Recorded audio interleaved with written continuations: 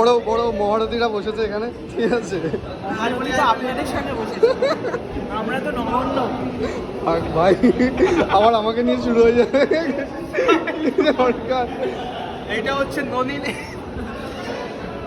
ননিনীগুলোর রসগোল্লা। এই ননিনীটা কি সন্দেশ? আরে হ্যাঁ, সন্দেশ। কি ফুড ব্লগার তুমি? নলিনীটা সন্দেশ আমি ওদের বলেছি রে, ওরা জানতো না। তাহলে ঠিক আছে, জামিনী তুই আর বলিস না।